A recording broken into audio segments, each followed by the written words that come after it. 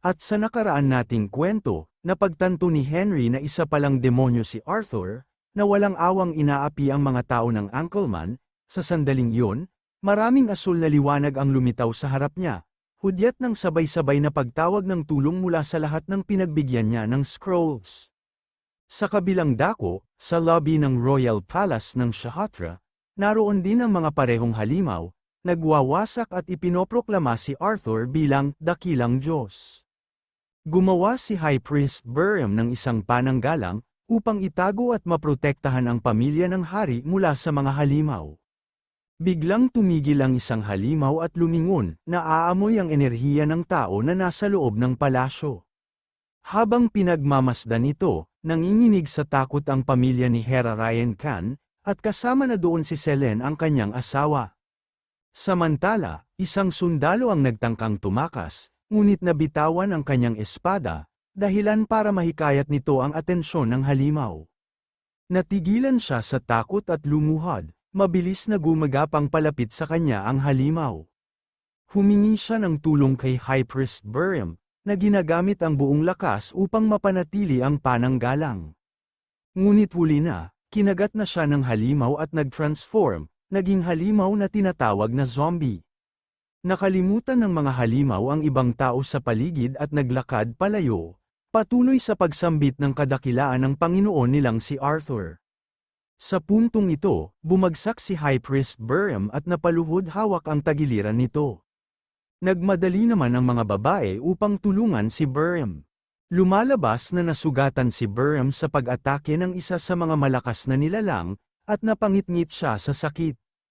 Mula sa kabilang dulo ng palasyo, isang sigaw ang narinig, sinambit ang pangalan ng nilalang, si Gerslunger, isang kaimira na apostol ni Arthur. Humarap siya kay Buriam at sa gitna ng kawalan ng lakas ng pari, wala siyang nagawa kundi ang ipagngitngit ang kanyang mga ngipin sa galit. Samantala, itinaas ni Gerslunger ang kanyang kamay at kasabay nito, tumaas ang mga batong guho at mga espada na malapit sa kanya. Ipinapadala niya ang mga ito diretso sa maharlikang pamilya na hindi na kayang protektahan pa ni High Priest Buriam. Nais protektahan ni Selene ang kanyang mga mahal sa buhay kasama na si Buriam kaya't nagmamadali siyang tumakbo upang magsilbing kalasag. Isang espada mula sa ipinatapo ni Gerslunger ang tumama kay Queen Selene sa tiyan, dahilan para siya'y mawala ng balanse at malupig sa takot at lungkot. Nagtatangkang tumayo si High Priest Buriam upang tulungan siya, ngunit hindi siya nakarating sa tamang oras dahil ang mga galami ni Gerslunger ay nakapalibot na sa kanyang leeg.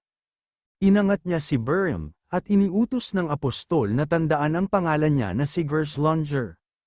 Ang mukha nito ay puno ng galit at sinabi niyang siya ay isa sa 9 na apostol ni Lord Arthur, dumating siya upang ipalaganap ang mga turo ni Arthur. Samantala, si High Priest Buriam ay nagsisikap ng buong lakas na pakawalan ang pagkakahawak ng galamay sa kanyang leeg habang tinutukso siya ni Gerslunger. Sa sandaling yun, sa likuran ni Gerslunger may lumitaw na liwanag at nagsalita sa kanya kaya agad itong napalingon. Iyon pala ay si Archmage Henry Morris at ang hari na si Hera Ryan Khan. Tinanong naman ni Henry sa apostol kung ito na ba ang regalo na ipinadala ni Arthur.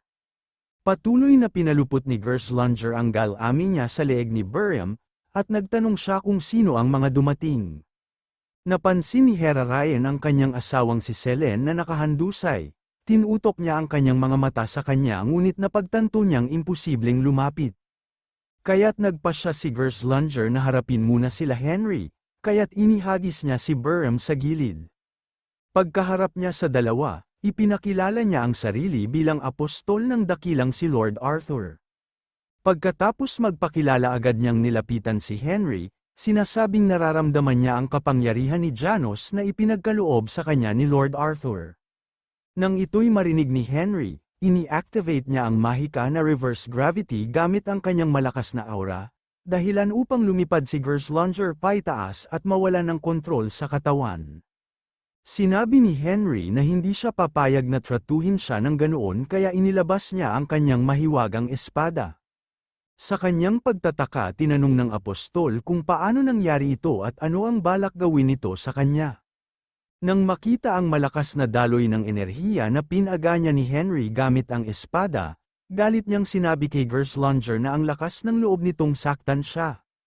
Matapos maipon ang enerhiya ng aura at mahika, inundayan ni Henry ang kanyang espada kung saan isang bugso ng agos ng pinagsamang kapangyarihan ang tumama sa apostol, isang lakas na hindi niya mapipigilan. Nang makita ang kapangyarihang paparating, dito napagtanto ni Gerslunger na ito na ang katapusan niya. Tumama ang katawan niya sa kisame habang tinatanggap ang pag-atake ni Henry, matapos na makatanggap ng isang malakas na impact, mabilis siyang bumagsak sa lupa at wala nang senyales pa ng buhay. Nang humupa ang usok, nakita ni Henry si Hera Ryan Khan na sinusubukang buhatin si Selene na tinamaan sa tiyan, malapit din doon ang katawan ni High Priest Buriam. Dahil dito, agad na ini-activate ni Henry ang summon ng magic at tinawag si Skull.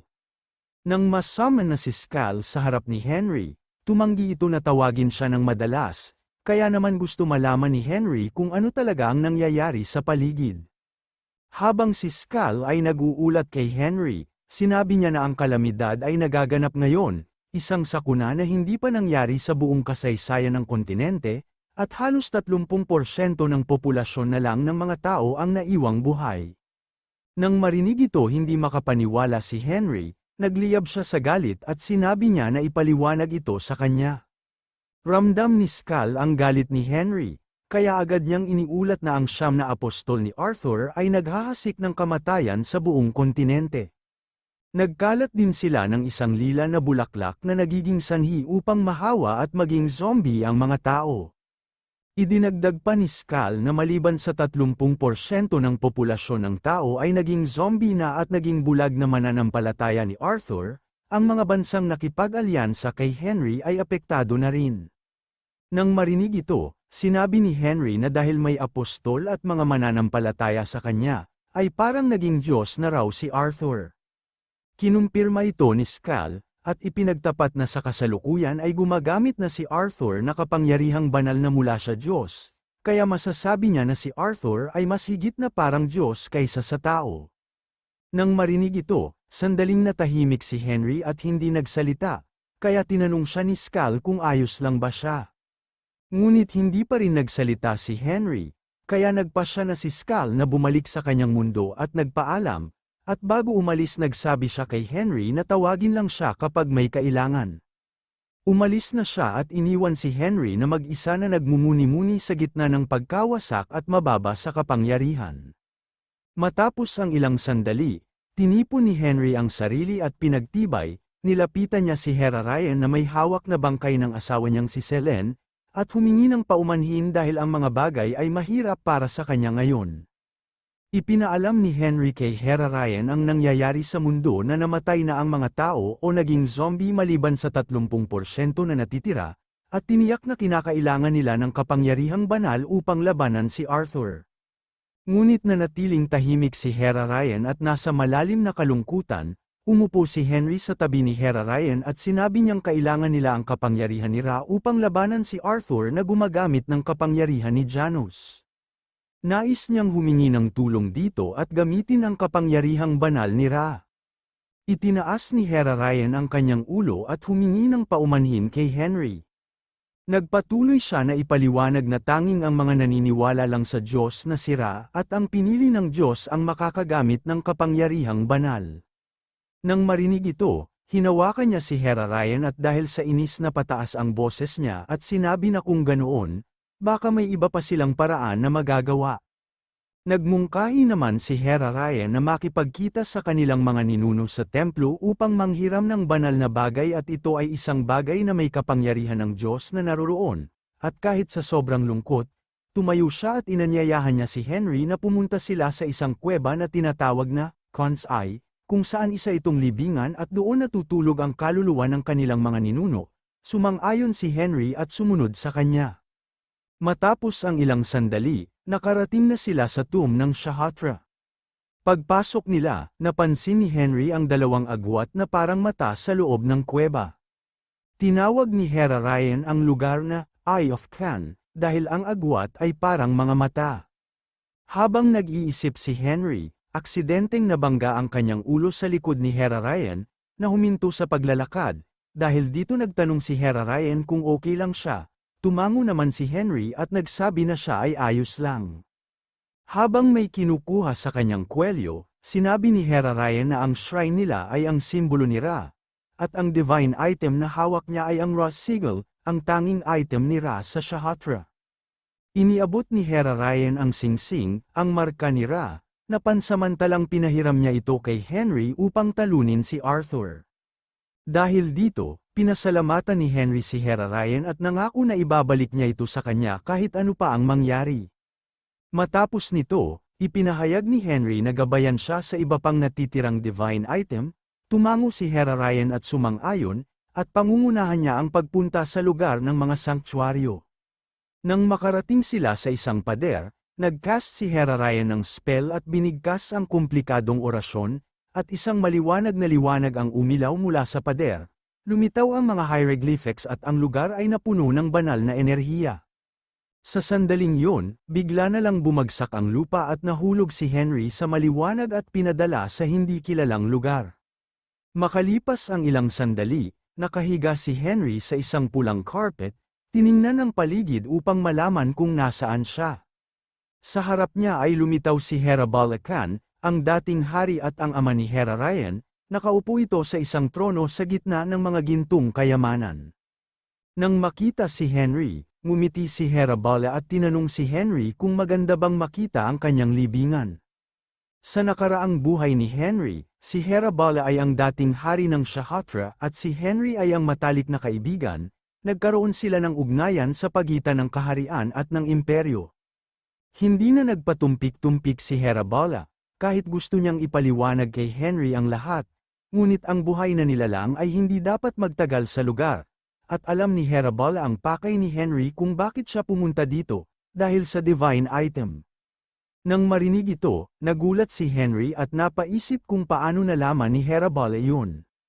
Tumayo si Hera Bala mula sa kanyang trono at lumapit kay Henry. Tinuro niya ang kanyang mata at ipinaliwanag kung paano niya nalaman ito. Dahil ginamit niya ang isa sa mga kapangyarihan ng Diyos na si Ra, ang Eye of Kan, na nakakakita ng lahat ng nangyayari sa disyerto. Napatingala si Henry at nakita ang simbolo ng Diyos na si Ra, at mariin na sinabi na huwag siyang basta-basta na lang basahin ang isipan ng ibang tao ng ganon. Nang marinig ito mula sa kanyang matalik na kaibigan, hindi napigilan ni Hera Bala na humalakhak ng tawa. Pagkatapos, pinaliwanag niya kay Henry na ginamit ni Arthur ang kapangyarihan niya upang gamitin si Selene at nakipag-ugnayan sa Diyos na si Janus. Nagulat si Henry sa bagong natuklasan, at hindi niya akalain na magkakaroon ng kapangyarihan si Arthur sa ganoong paraan. Ipinagbigay alam ni Hera Bala na mayroong kakayahan si Henry na gamitin ang sarili niyang divine power, dahil nabuhay siyang muli sa pamamagitan ng isang dayuhang kapangyarihan. Nang mapagtanto ito mas lalong nagulat si Henry, at iniisip niya kung ang tinutukoy ni Hera Bala ang tungkol sa madilim na mahika na naging daan sa kanyang pagkabuhay muli. Gustong kumpirmahin ni Henry kung mayroon ba talaga siyang divine power, kinumpirma ito ni Hera Bala ngunit sinabi niya na ang banal na kapangyarihang taglay niya ay mas mahina kumpara kay Arthur. Nang marinig ito, napaisip siya, na kahit nagtataglay siya ng divine power ay hindi pa rin niya mahigitan si Arthur, dahil dito napatanong siya sa sarili kung gaano ba talaga kahigit na divine power ang taglay ni Arthur. Kahit sa kabila ng lahat, kinuyam ni Henry ang kamao, tanda na hindi pa rin siya sumusuko. Tinawag niya si Hera Bala at humingi ng paumanhin tungkol sa isang bagay. Hiniling niya na pahiramin siya ng kasing dami ng kanyang banal na bagay na mayroon siya. Bago niya ipahiram kay Henry ang mga divine items, ibinahagi ni Hera Bala ang isa sa mga layunin ni Janus. Sinabi niya na gusto ni Janus na isang inkarnasyon, o mabuhay sa mundo nila. Nang marinig ito, hindi ito maunawaan ni Henry at sinusubukan alamin kung bakit nga ba gusto ni Janus na bumaba sa mundo ng mga tao at kung ano ang tunay na layunin nito. Hindi pa tapos si Hera Bala at may isa pa siyang sasabihin kay Henry. Sinabi niya na kahit ipahiram niya ang mga divine items sa kanya, hindi pa rin ito matatalo si Arthur. Nang marinig ito, nagulat si Henry at tinanong kung ano ang ibig niyang sabihin. Ipinaliwanag ni Herabala na kailangan niyang hanapin ang iba pang Diyos, ngunit hindi maintindihan ni Henry kung paano siya makakapagsamba ng Diyos kung ang pinaniniwalaan lang niya ay ang mahika.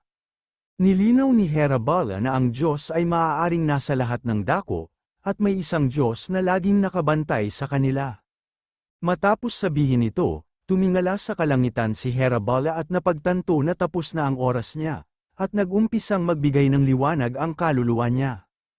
Pinitik niya ang kanyang mga daliri, ngunit hindi pa natutunan ni Henry ang mga detalye kung sino o nasaan ang Diyos na ito. Itinaas niya ang isang kamay at tinanong niya si Herabala kung pwede ba siyang manatili ng kaunti pang oras. Bago maglaho sa liwanag, sinabi ni Herabala na kailangan ni Henry na hanapin ang sagot para sa kanyang sarili. Nagbigay na siya ng palm kay Henry at inutusan niyang alagaan ni Henry ang kanyang anak na si Hera Ryan, at kapag siya ay nagising kailangan niyang suriin ang kanyang mga bulsa. Habang nangyayari ito, si Hera Ryan Khan ay nasa tabi ni Henry at nag-aalala sa kalagayan niya. Nang magkamalay na si Henry, sumigaw si Hera Ryan sa kagalakan sa kanyang paggising. Pinatayo ni Henry ang sarili at hinawakan ang kanyang ulo, iniisip na isang hangal si Herabala, dahil tinapos agad ang kanilang pag-uusap nang hindi sinasagot ang mga pinakamahalagang tanong. Sinabi ni Hera Ryan na nang magbukas siya ng mata, katulad niya ay naririto na sila sa labas ng kuweba, at tinanong niya si Henry kung nagtagumpay ba siya na hiramin ang mga divine items mula sa kanilang mga ninuno. Bago siya sumagot, naalala ni Henry ang sinabi ni Herabala na suriin ang kanyang mga bulsa kaya pinasok niya ang kamay sa isang bulsa nito. Nang makuha, inilabas niya ito mula sa kanyang bulsa, at nakita niya ang 8 divine items, at dahil dito nagpasalamat siya kay Hera Ryan kung hindi dahil sa kanya hindi niya ito mahihiram. Subalit, maliban sa mga singsing, may naramdaman pa si Henry na isang bagay sa kanyang bulsa, kaya pinasok niya muli ang kamay at kinuha ito. Pagkakuha nito mula sa bulsa, nakita niya ang isang maliwanag na gintong itlog, at nagtataka siya kung bakit mayroong binigay na itlog si Herabala at iniisip kung anong klaseng itlog ito.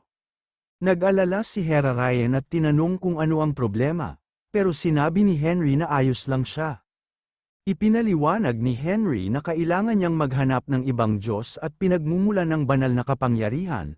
Sinabi niya rin kay Hera Ryan na bilang siya na kinatawan ng Diyos na si Ra, kailangan niyang palakasin ang banal na kapangyarihan nito na pinagkaloob ni Ra.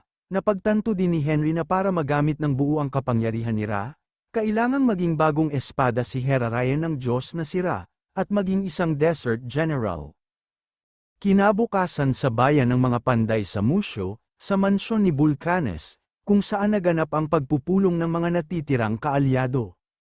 Sinabi ni Henry ang mga resulta ng inspeksyon, tanging ang bayan ng Musho at ang banal na kaharian na pinamumunuan ng Pope ang nakaligtas sa pag-atake, at lahat ng iba pang mga bansa ay sinalakay ng mga apostol na sinugo ni Arthur. Nang marinig ito, nalungkot ang mga naroroon sa silid ng pagpupulong, idinagdag pa ni Henry na tanging 30% ng sangkatauhan ang natitirang nabubuhay, ang iba ay napatay o naging halimaw na zombie. Malungkot na kinumpirma ito ni King Tun Forum, sinasabing siya lang ang tanging nakaligtas sa lugar ng Highland. Dahil dito, sinabi ni Henry na simula ngayon, ang bayan ng Musho ay magiging pansamantalang tahanan ng mga taong nakaligtas, at dapat silang maghanda para sa susunod na laban kay Arthur. Naalala niyang nag-iwan ng mga marka ang mga apostol sa mga katawan, at isa na dito ang bangkay ni Mayor Haas. Ayon sa mga mensaheng iniwan ng mga apostol, si Arthur ay lilitao sa Lizark Hills 1 buwan mula ngayon. Tumayo mula sa upuan si Henry at inihayag na siya mismo ang maghahanap ng bagong Diyos upang labanan ang kapangyarihan ni Janus. Sa pansamantala, ang iba ay kailangan maghanda. Bago umalis si Henry, humingi ng pabor si Hector at nais may ipagawa kay Henry.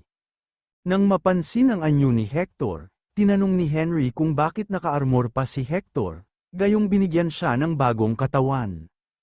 Ipinaliwanag ni Hector na nawasak ang lahat ng mga katawan niya na ginawa ni Henry nang lumaban siya sa isa sa mga apostol. Kahit anong malalakas na pag-atake pa ang ibinigay niya, ang kanyang mga atake ay walang epekto sa kanila. Nang marinig ito, hindi maintindihan ni Henry kung ano ang ibig sabihin ni Hector na walang nadulot na pinsala sa mga apostol na kay Mira, kaya tinanong niya kay Hector ang malinaw na detalye. Ipinaliwanag ni Hector na wala sa mga atake niya ang tumama sa apostol, para bang naabsorb ito ng isang bagay. Dahil dito, iniisip ni Henry kung bakit walang epekto ang mga atake ni Hector, gayong kahit na siya ang Sword King na pinakamalakas na mandirigma, at nagtataka kung paano niya ito nagawa na mapatay ang isa sa mga apostol na si Gerslunger sa kanyang pag-atake sa Shahatra. Ipinahayag ni Hector na tanging ang armor na lang na gamit niya ang natitira, kaya walang siyang ibang pagpipilian kundi gamitin ito. Hiniling niya kay Henry na makakuha ng bagong katawan, na makakayanan ng kanyang natural na lakas, kaya tinanong niya si Henry kung may solusyon ba siya tungkol dito. Tumugon si Hera Ryan tungkol doon at umiling-iling, sa kasamaang palad, wala pa silang solusyon sa ngayon sa problemang iyon. Nagagawa niya lamang ito dahil sa tulong ng banal na kapangyarihan ni Janos. Ngunit hindi gusto ni Hector ito, kaya tinanong niya kung kailangan ba niyang magsuot ng mabigat na baluti na ito magpakailanman. Nagtanong si McDowell, kung maaari bang gumamit ng ibang banal na kapangyarihan mula sa ibang Diyos, ngunit hindi rin makapagbigay ng klarong sagot si Hera Ryan tungkol doon. Dahil dito, sinabi ni Henry kay Hector na kailangan pa niyang hanapin ang bagong pinagmumula ng banal na kapangyarihan upang malaman kung may ibang Diyos na may katulad na kapangyarihan ni Janos. Pumayag naman si Hector, sinabing naniniwala siya sa lakas ni Henry. Nagmungkahi si Hera Ryan, at gusto niyang samahan si Henry sa paghahanap ng bagong Diyos, ngunit pinaalala ni Henry na si Hera Ryan Khan ay dapat maging Desert General at maging bagong espada ni Ra sa loob ng 1 buwan. Kaya't payo niyang manatili si Hera Ryan dito at mag-aral ng sining ng espada mula kay Behold at McDowell.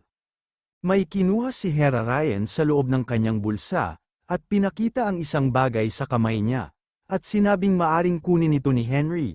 Ang bagay na ito ay tinatawag nilang Sholka, isang bagay na ginagamit upang sukatin ang pagpapakita ng pagiging tapat sa mga banal na kapangyarihan.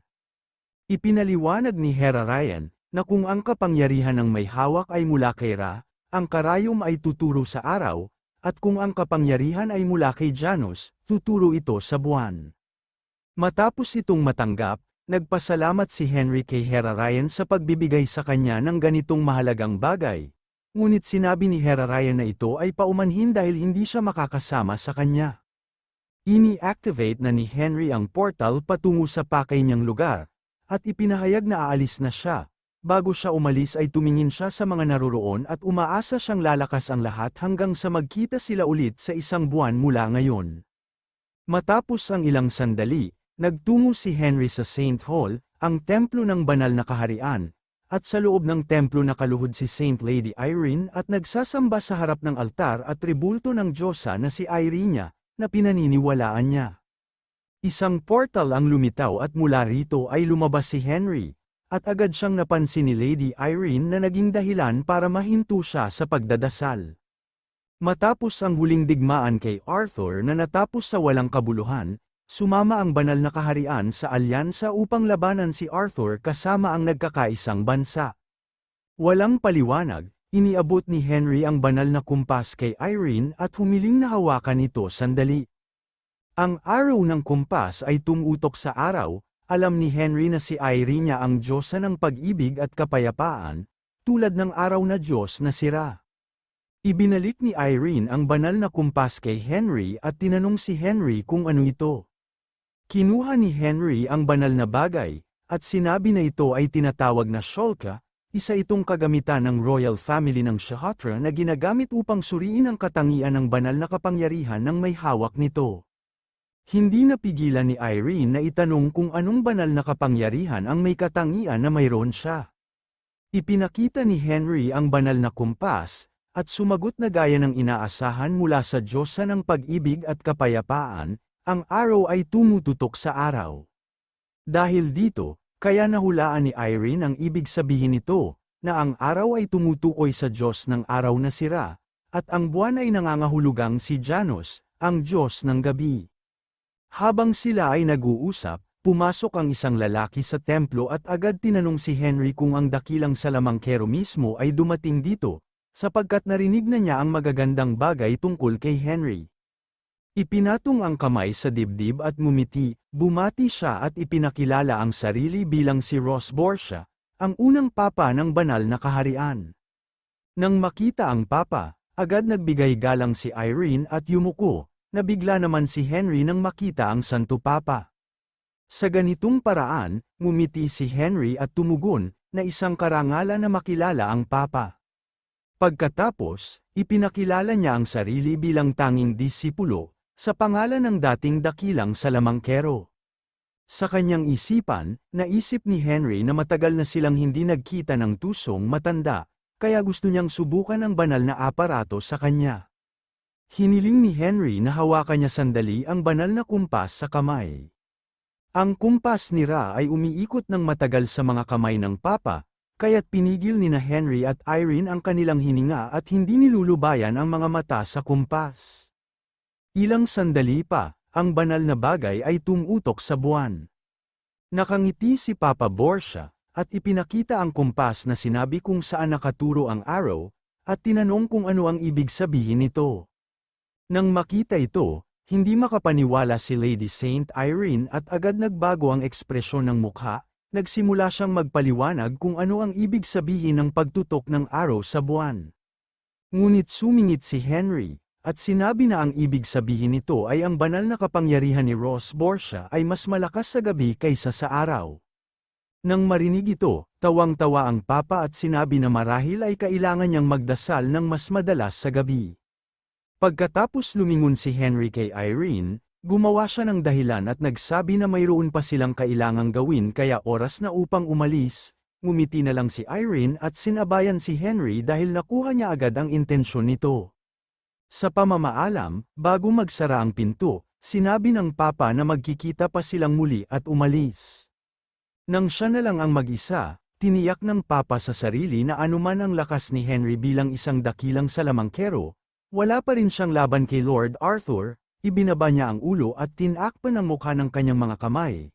Nagtataka kung paano hindi makita ng mga hamak na tao ang lakas ni Arthur, pagkatapos, ipinalabas niya ang isang mukha na mukhang ganap na iba.